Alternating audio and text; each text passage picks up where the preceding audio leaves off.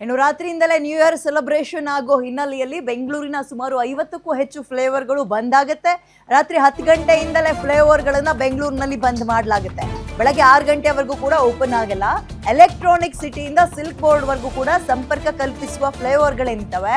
ಈಗ ಬೆಂಗಳೂರು ಹೊಸೂರು ಹೆದ್ದಾರಿಯ ಅತಿ ದೊಡ್ಡ ಫ್ಲೇವರ್ ಆಗಿರ್ಬೋದು, ITBT ಹಬ್ ಎಲೆಕ್ಟ್ರಾನಿಕ್ ಸಿಟಿಯಲ್ಲಿ ನ್ಯೂ ಇಯರ್ ಸೆಲೆಬ್ರೇಷನ್ ಜೋರಾಗಿರೋದ್ರಿಂದ ಎಲ್ಲ ಫ್ಲೇವರ್ಗಳನ್ನು ಕೂಡ ಬಂದ್ ಮಾಡ್ತಾರೆ. ಪಬ್ಬು ರೆಸ್ಟೋರೆಂಟ್ಗಳಲ್ಲಿ ಪಾರ್ಟಿ ಮಾಡೋಕೆ ಬರುವ IT ಮಂದಿ ಬೆಂಗಳೂರು ಸೇರಿದಂತೆ ಹಲವು ಕಡೆ ಎಲೆಕ್ಟ್ರಾನಿಕ್ ಸಿಟಿಗೆ ಬರ್ತಾರೆ.